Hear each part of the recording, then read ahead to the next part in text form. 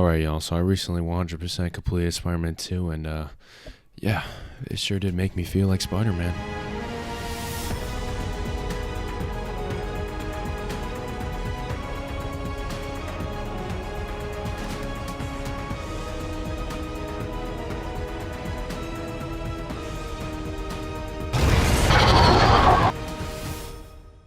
Welcome to the first episode in a new little series of mine called Wop Weview.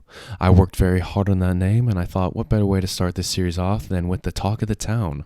Everyone is reviewing this game, so comparatively, my review is just like tears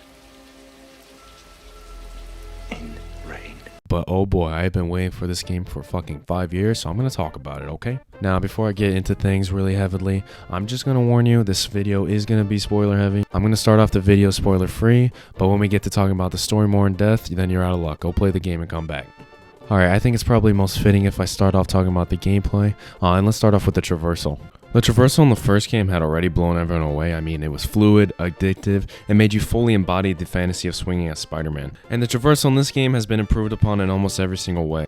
Thanks to the PS5's SSD capabilities, the web swinging has seen a pretty substantial increase in speed. One of my complaints about the first game's web swinging was that it did feel a little bit slow, but I was okay with it because the animations themselves were the main spectacle behind that swinging. Now in this game, the swinging and the animations, that of which there are a plethora of new ones, perfectly embody what I think web swinging should be. It's fast, stylish, and effective in getting around the city in a quick and orderly fashion. Insomniac as well added other new traversal mechanics such as the slingshot and super slingshot, the loop-de-loop, and of course the new web wing. The web wings themselves are a great new addition, considering you can now fly like Superman, but when combined with the web swinging, it results in arguably the greatest traversal in any video game. As well, the combat in this game has seen some great new additions. Both Spider-Man now each have an ability wheel with 4 unique abilities at their disposal. Peter at the beginning of the game has his iron arms and later has his symbiote abilities, and Miles has his venom powers and as well his blue venom powers, which basically turn him into Thor. I will say that these abilities are really fun to use, especially the symbiote powers and those venom powers, but they do make the game far too easy. Keep in mind, I did play this game on the hardest difficulty, and despite having some trouble on a couple of the boss fights, this game was pretty much a cakewalk. Personally speaking, this might be because I have played the first game for thousands of hours and mastered the combat, but I'm not sure. I've seen some people complain about the abilities, especially Peter's iron arms, saying they are too techy and don't feel like Spider-Man, and while I do agree to some degree, at the same time this is a video game, so I am willing to have a little leeway on how tech-based Spider-Man is in this series. My question is, how the hell is he funding all these new gadgets? I mean, did Aunt May leave behind some kind of fat inheritance? I don't know. Anyways, the abilities are fine, but I will say the gadgets this time around are kind of lame. I do like how streamlined the gadgets are in this game in regards that all you have to do is press R1 and the corresponding face button to send out a gadget, but they do kind of feel like an afterthought. I understand the criticism from the first game of opening the gadget wheel, slowing down the pacing to a halt, but the selection in that game was far superior to the ones we have in the sequel. Get your shit together, Insomniac. Alright, I'm done talking about this game, trying to avoid spoilers, so let's get into it. And if you haven't played the game, this is your final warning. Get out of here, or if you want to see my score, go to this timestamp. So I guess I should start off with the story of this game. The story for the game for me overall worked, but in a lot of aspects did leave me kind of disappointed. I will say the introduction to this game with Sandman was awesome, and I love to see the two Spider-Man working together to take down that threat. And what a threat he was. I mean, Jesus, look at this guy. The threats in this game are so massive and downright apocalyptic, I couldn't help but question where the hell all the other Marvel superheroes were. Like, not even Daredevil can show up, let alone the Avengers. I guess every hero thinks that the Spider-Men are more than capable. And they really are. I don't want to touch on it too much now, but the Spider-Man in this game, especially Miles, are pretty fucking insane. We are reaching godlike levels of power with Mr. Morales over here. Anyways, after the Spider-Mans take down Sandman, we do a couple of side missions, and then we meet Harry, who is back from being sick, and then we get into the whole Kraven plot of this game.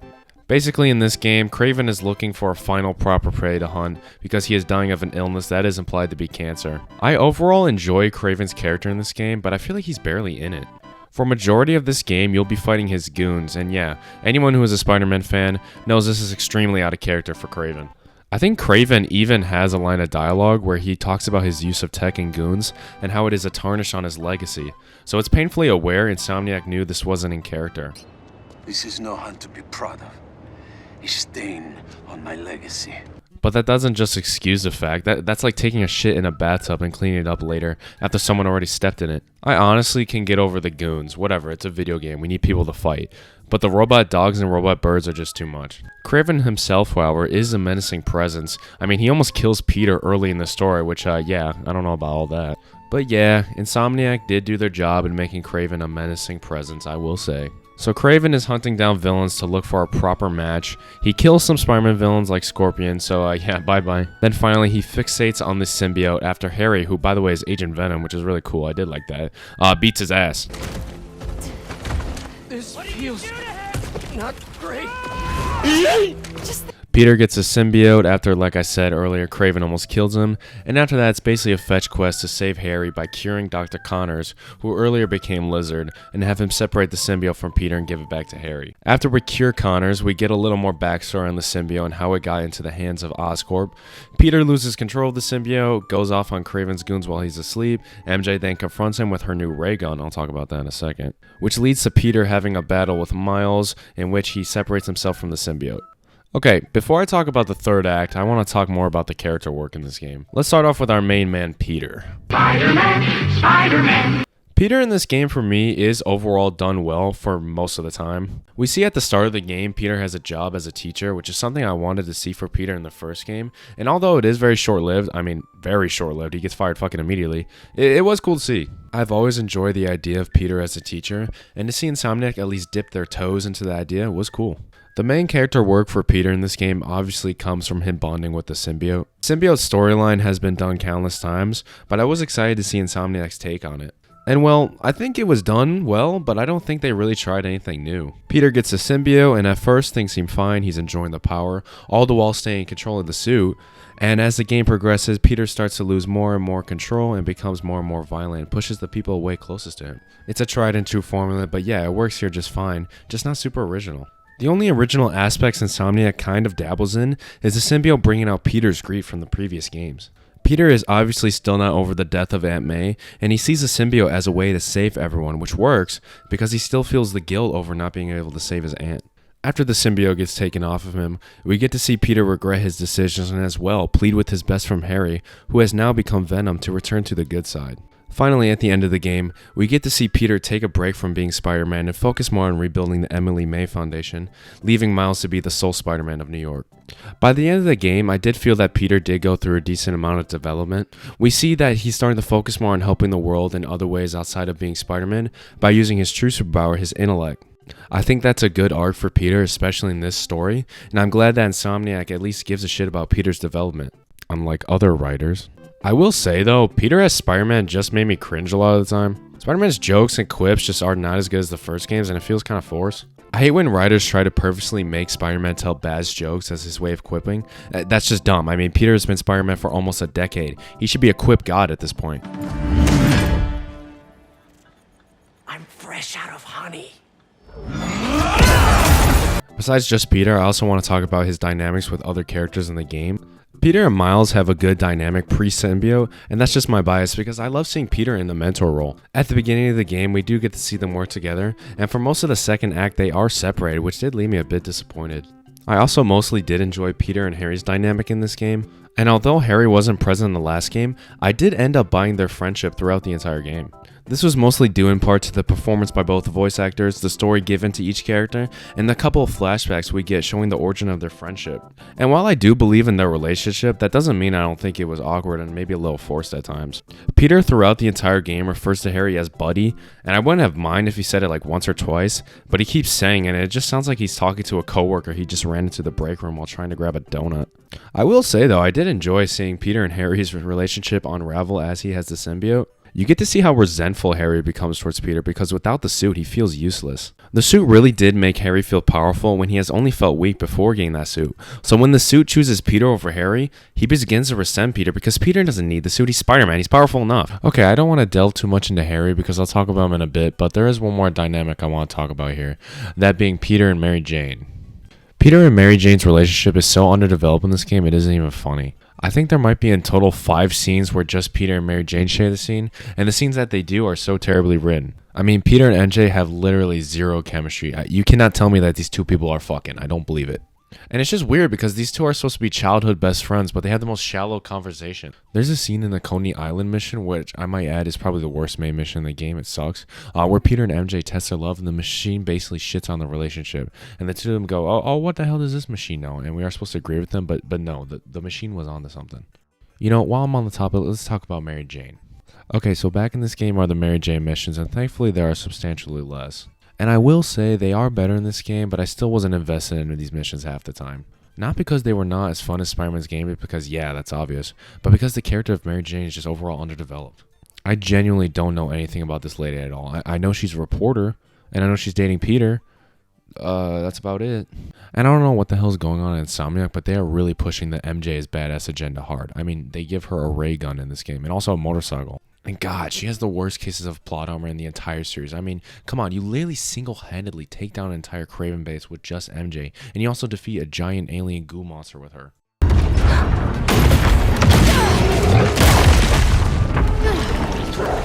This lady should be dead. Insomniac, if you really want me to care about MJ, throwing her all these crazy set pieces is not the answer.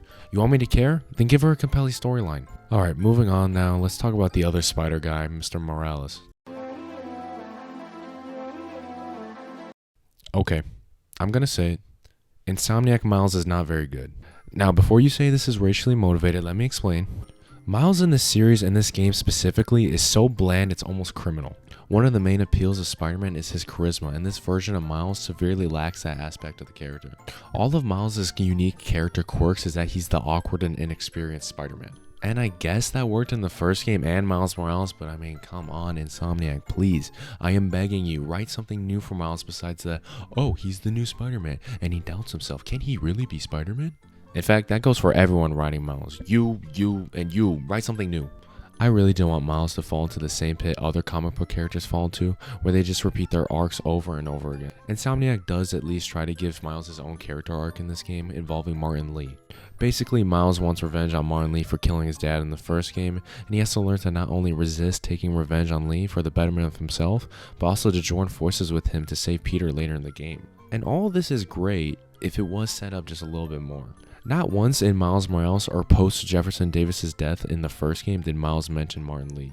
So when Miles sees Lee in this game and decides to go on his revenge flight, it does feel just a little bit forced. And I'm not saying it doesn't make sense, because it does, but just a little more build-up would have been nice. Oh, and a little side note, I really do not like the scene after Lee breaks out where Kraven is trying to capture Lee and Miles is trying to stop him. Civilians are in threat of being chopped up by a giant propeller, and Miles just ignores the issue at hand to get back Lee.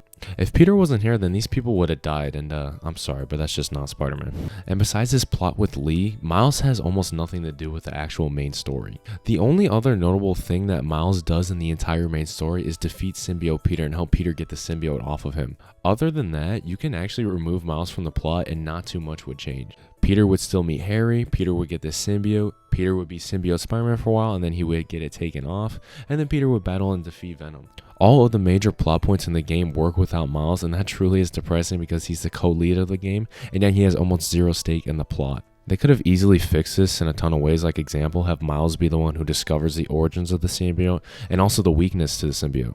This way, Miles would have a crucial role in figuring out how to defeat the symbiote and eventually defeat Venom. This just makes me sad because I love Miles and I hate to see when he is mishandled. And don't get me started on Miles' supporting cast, they fucking suck. Genki in this game is literally non-existent. He talks to you over the phone during some side missions and he shows up like 2 other times, that's it. No depth at all, they don't even try. Also, Miles' fling with Haley is so underdeveloped. The relationship consists of, hey, I like you, and hey, I like you too. We should date. Yeah, we should. They try to have us engage with their character because she is deaf, but that's literally all they give her character. Oh, and she makes art. Okay, cool. And I've saved the best for last because holy shit, Miles' mom sucks so much ass. First off, this game has this really weird subplot about who Miles' mom is dating, and we're supposed to care for some reason? Why the hell would I give a fuck about who this Latina mommy is fucking? I mean, I barely care about her son in this game. And secondly, I really did expect there to be an emotional drama between Miles and his mom due to the fact that in his own spin-off game, Miles' mom found out his identity. But really strangely, Miles' mom does not even seem to care in the slightest that her son is out there risking his life every day as Spider-Man. This just feels off because her husband literally died not that long ago, and she shows almost zero signs of being scared and losing her own son. There is a section in this game where Miles goes missing, and when he returns, Ryu continues to let him be Spider-Man and doesn't even care to seem that he was missing. I hate to be harsh on Miles and his supporting cast, but compared to Peter, Miles needs some serious character work like ASAP. I think Insomniac should consider hiring one team to write Peter and another team to write Miles. Have each team be more experienced in writing that specific Spider-Man, and have them collaborate to find a shared story and narrative threads that service both characters. Okay, I have one more character I want to talk about. I got that. Venom in this game is pretty good. His introduction to the game was pretty crazy. There was a ton of speculation before this game came out that Venom would be playable, and yeah, here he is. This is Game of the Year material right here. I mean, come on.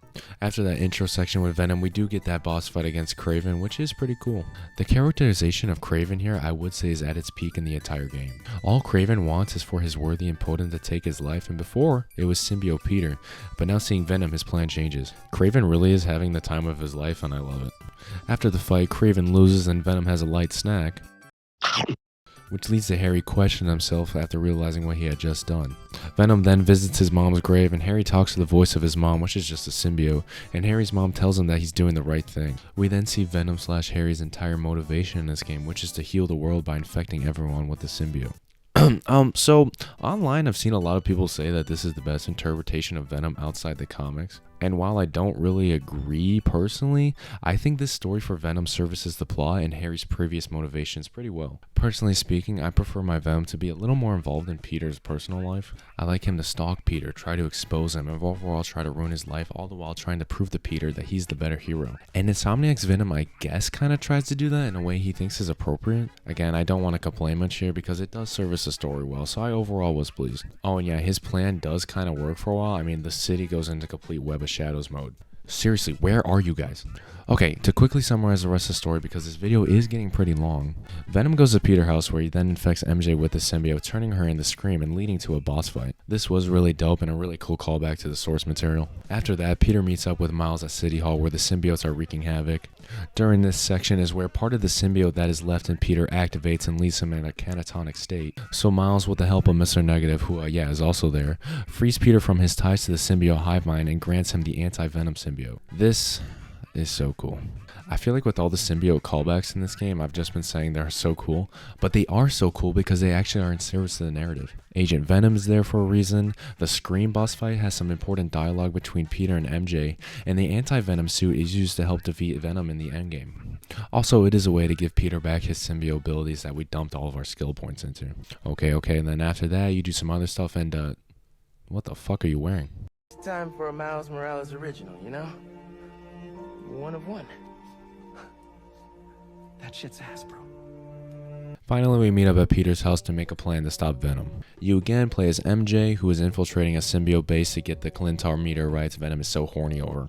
You then go into a boss fight with Peter against Venom at Midtown High and you beat his ass. After that, Venom then gets wings. Okay, the writers over at Insomniac love Donny Cates because his influence is all over this game.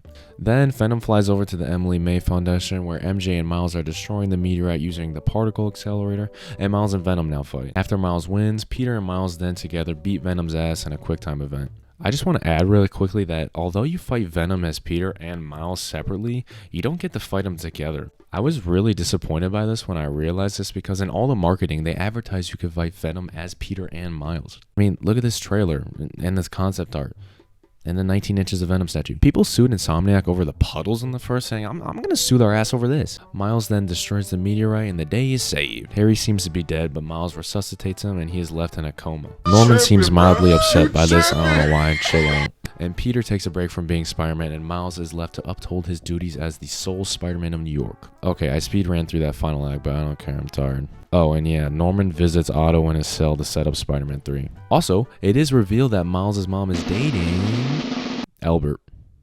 Yep, Albert. Oh, and his daughter is Silk. I am not looking forward to Silk. Overall, the story is good. I already said that, I'm repeating myself, so let's move on to a couple other things I want to talk about. The side missions in this game are pretty mediocre. The only one of any real note is the Flame side quest, which is pretty good. This quest sees the return of Yuri from the first game as Wraith, and yeah, she's cool. But the main draw of this side mission is the villain, the Flame. As soon as I saw this red-haired bozo, I knew who it was. I really hope they save Carnage for the next game and not be a DLC mission. The only other side quests I could say I really enjoyed were the Howard and the Find Grandpa Friendly Neighborhood Spider-Man Abry quest side missions. These perfectly captured the character of Spider-Man, and it goes to show when trying, Insomniac can really embody the character.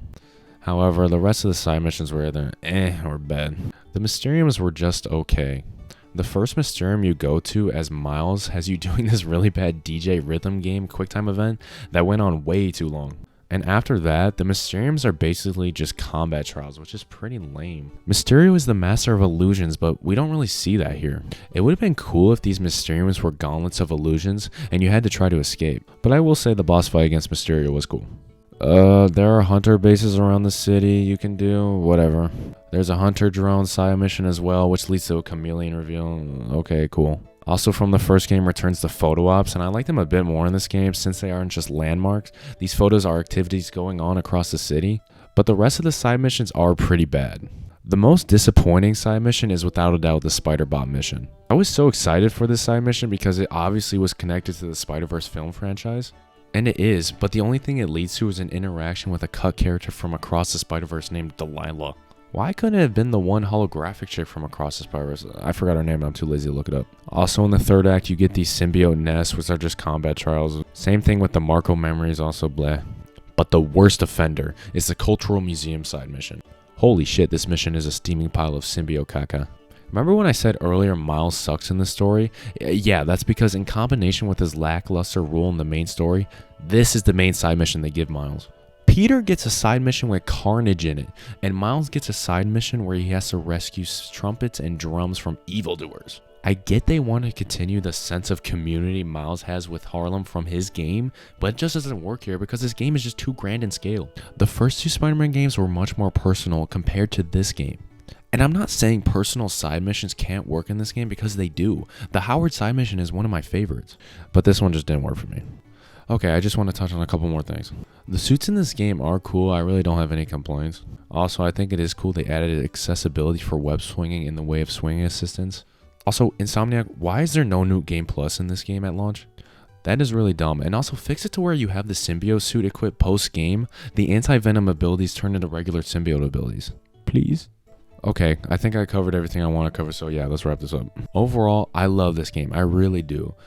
But I do have some problems with this game. I'm only being a bit harsh because not only do I love Spider-Man, I love this franchise and I only want to see it thrive.